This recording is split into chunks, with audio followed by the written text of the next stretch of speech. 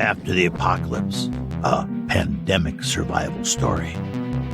Season 1, Episode 10. No Friends in the Apocalypse.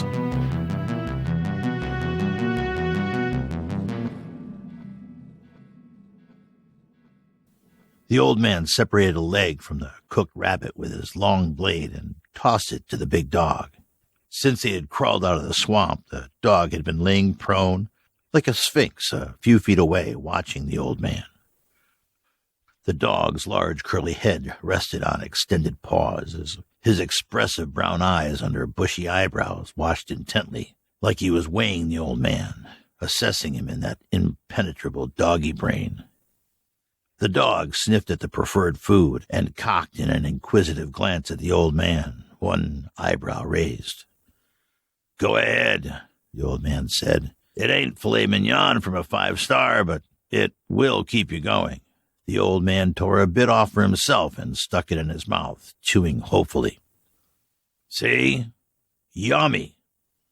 The old man lied, making yummy noises and rubbing his belly in pantomime as he chewed the tough meat. Tastes like chicken," he continued, winking at the dog. The dog continued to look at him intently. "It's the least I can do after you probably saved my life. Go ahead, eat up. My treat." The dog cocked his head. "Don't worry, you can get the next one," the old man grinned. The dog seemed to make a decision. It army-crawled forward and delicately took the rabbit leg into its mouth. Thoughtfully, the dog held the bone down with his paws, pulled small pieces off, and swallowed them without much chewing. "You're a strange one." The old man spoke directly to the dog. "Here you come tearing into a pack like a berserker, but you eat like it's Sunday tea." The old man wondered about this dog as they both ate in silence. What was this dog's story? Where did he come from? The dog looked healthy enough, seemed to be well cared for, unlike those feral mutts that tried to tear him apart in the swamp. Did it really make any difference to the old man? This dying world was full of cast-offs and vagabonds, unhinged from the old world, disconnected and floating like trash in new dark currents. He gestured to the dog. "Live and let live, that's what I say." Not that the old man had anything left to live for. His family was gone, except for one son that hadn't been accounted for. It was ironic. The old man had never been involved much in his kids' lives. That was his wife's job, he had thought. His job was to be the famous doctor. It wasn't until he had lost everything that he had gotten to know his youngest son, Paul. It's funny how that works. They had come together at the end. Paul had taken those first shaky steps with an olive branch across the family divide, fraught with tears and recrimination. Now, the old man felt he owed Paul this resolution. That was the last thing on the old man's to-do list before he could crawl into the big pile of bones and let it all go. He was tired. He was done with this world. He had this one last thing to do. Then he was done. He didn't need a dog, and he didn't need a friend. It was too late to build new bonds in this dead world. The old man breathed deeply inside. "To hell with it," he muttered, as if to put a period at the end of a summary paragraph. "Just keep moving." He gnawed at the last bits of rabbit until there was nothing but bones. He tossed the bones to the dog, stood up and wiped his hands on his shorts. To hell with it. He felt the bite on his ankle when he stood. It could have been much worse. Annoying, but nothing career-ending. The attacking dog had gotten mostly sock. The old man put out the fire with some swamp water and began to collect his things. The dog was still sitting sphinx-like, watching him with one cocked eyebrow. The man checked his pack, adjusted some things to make sure it wouldn't bounce too much or rub the wrong way. He didn't need any raw skin that could potentially lead to infection. He hoisted the pack onto his shoulders and shrugged it into place. The dog stood up now, too, with an alert bearing of anticipation as if ready for some further action on the old man's part. The old man reached down and scratched the curly head behind his ears. "Okay, buddy. Thanks again for the help. I'm moving on now. Got one last thing to do. Heading west." It was here that the old man noticed, for the first time, the big dog's collar. A black nylon affair with a couple of tags on it that jangled a bit when he scratched under the dog's chin beard. He knelt on one knee to eye level with the dog. "Let's see what we got here." One of the tags was a rabies tag. "Good to know you're up to date with your vaccinations, buddy." The next tag was something you might make in one of those penny arcade machines. It had an ornate B on it. The old man considered this. "Okay, B, I gotta go. Been a slice of heaven. You stay safe." With this, the old man began trotting down the dirt road and heading west. He fell into his easy trot and looked up at the sky. The weather looked clear, and there were a few more hours of sun. He should be able to get another 10 miles or so today. The weather had been getting colder at night. He'd need to find some long pants and a winter jacket, maybe even a sleeping bag, although he hated to carry too much stuff. He knew the weather could turn fast in these parts, and freezing to death would be just too ironic to let happen. Lost in thought, the old man didn't notice the rhythmic drumbeat of the dog's trot behind him. The dog fell in behind him for a few paces and then moved out like a picket. It took a position about 3 yards ahead of the old man and paced him, scanning ahead and pausing to look back every once in a while. "Okay, B, it's a free country. I can't stop you from running down this road with me, but I don't need a dog," the old man shouted definitively in the dog's direction. The dog did not respond. Feeling the matter of not needing companionship resolved, the old man resettled into his trot. "You're a decent runner, B. That's a good skill to have in the apocalypse. What's the B stand for, anyway?" the old man asked. "Bart?" The dog did not respond. "Bob. Buddy. Boxcar Willie? Ben? Blake? Brad?" No response from the dog. "What would you call a dog like this?" He was a biggish dog, some sort of wolfhound mix, maybe.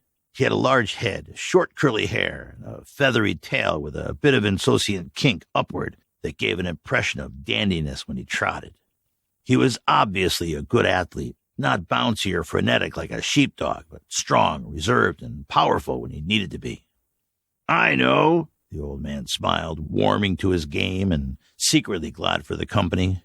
"You're one of those pampered dogs, with a gold dog bowl and ribbons in your hair at the country club. Your name is Baby."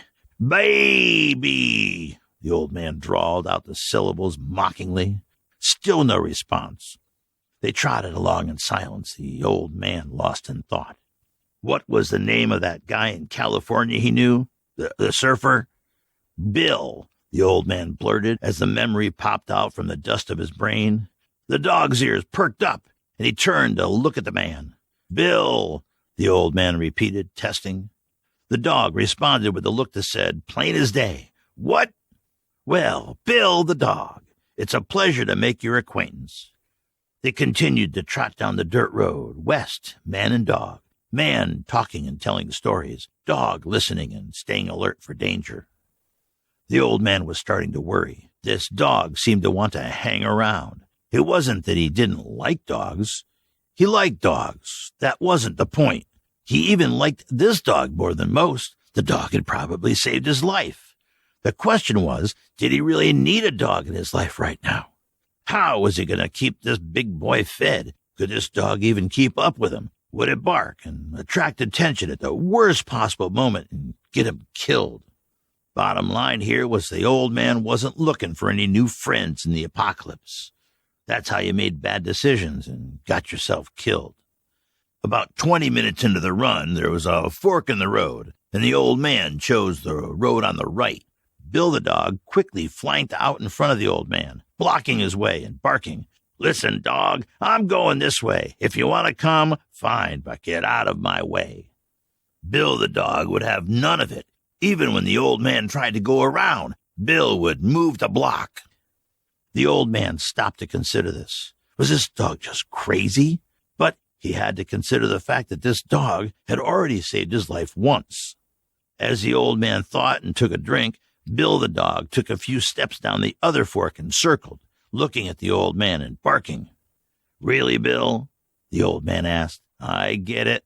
You want me to go that way. But shouldn't a human with a big prefrontal cortex be making these kind of decisions for himself?" Did it really matter? The old man resigned himself to the dog's directions. "Okay, Bill, I'll play along this time, but don't think it sets a precedent. Either of these roads are heading west-ish." And with a sigh, he acquiesced. "Let's go." Bill trotted ahead with a bit more urgency now. The old man scanned the tree line with some alertness himself, wondering what had gotten into this dog. It wasn't more than a couple 100 yards more down the dirt road that a low ranch house came into view. The old man slowed.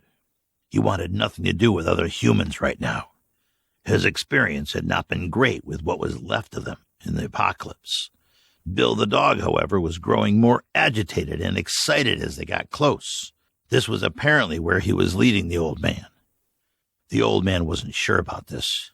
He hadn't wanted a new friend, and he didn't like the idea of being led into trouble by a dog he had just met. Was this some sort of a weird trap? "Hey, Bill," the old man said to get the dog's attention. "Not for nothing, but I'm not sure about this." The old man reached over his shoulder for the crossbow. Bill gave him a concerned look. The house was a small ranch-style house with moss on the roof shingles. In the dirt driveway, there was a van parked under a metal awning that slanted down from the house. The house didn't look particularly well kept or even lived in. There was a long wooden handicap access ramp with 2x4 railings that wrapped up to a farmer's porch along the front, like something added as an afterthought. The old man approached cautiously. Bill, the dog, led the way, head low and whining a bit now. The old man made his way up the ramp to the porch and the front door. He cautiously knocked on the door frame. "Hello? Anybody in there?" And looking back at Bill, adding, "I brought your dog." There was no response. Bill, the dog, pushed the old man out of the way and grabbed a knotted rope that hung from the door handle in his mouth. The old man watched as Bill pulled the outer door open, then jumped up and landed with some force in the inner door, which was ajar, popping it open. Bill disappeared into the house. "Okay, Bill, I guess you live here." The old man entered cautiously behind the dog. It was an open floor plan with an old couch in the big living room area. There was a small wood-burning stove with a stack of split wood, but no heat came from it. An American flag hung on the opposite wall. A framed picture of a young soldier was on the side table. As his eyes adjusted to the dim lighting, the old man could see a figure in a wheelchair by the sink in the kitchen area. Bill was at the chair, licking a dangling hand. "Mister, you okay?" the old man asked tentatively. "I'm sorry to come in, but the dog, Bill, he kind of led me here and opened the door." Silence. Bill, the dog, whined low and urgent. The old man walked slowly to the kitchen area and looked down at the man. The man in the chair was maybe in his mid-30s. It was hard to tell because he had extensive scarring on one side of his face. The old man did not recoil in horror. He had seen his share of broken and scarred bodies. He had seen plenty of this overseas. The malignant hand of war had reached out to touch this soldier sometime in the last few years. Probably an IED. Blew him up. Left him scarred and broken in his house, alone with his agonies and regrets. The old man reached out to feel for a pulse. There was none. There were signs of the virus. His face and lips bluish from lack of oxygen. The dried blood and mucus on his shirt. How had the disease found him way out here? Maybe some do-gooder social worker.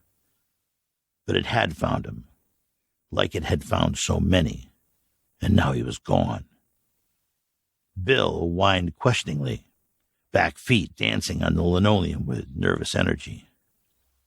"Sorry, buddy," the old man said softly. He's gone. The man in the chair had not been gone long, maybe 5 or 6 hours. Maybe while Bill was chasing off those other dogs, this man had drawn his last fruitless breath. The old man reached out to stroke the shaggy head of the dog. He took his pack off and slouched down against the cabinet, pulling the dog's head into an embrace. Dim afternoon light filtered through the pine trees and laid a yellowish-white square on the scene. "I'm sorry, Bill," the old man said, burying his face into the big dog's neck and hugging Bill in. "It sucks to lose family, I know." The old man held Bill like this for several long seconds, feeling the dog's loss in the embrace. "It'll be okay. You're still here. It'll be okay." The old man pulled back and peered into those sad brown eyes. "You've got me now. It'll be okay."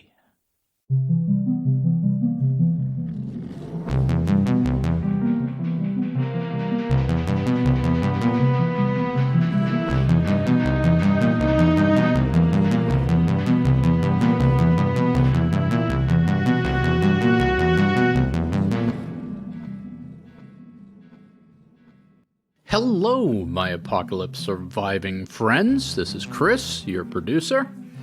We've gotten up to episode 10, and you should be starting to feel the story tone and the story arc coming together.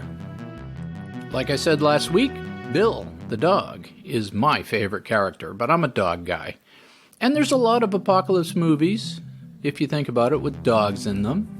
I think it's probably so the main character has someone to talk to. Having a dog gives you that opportunity to work in some dialogue into that sole survivor situation.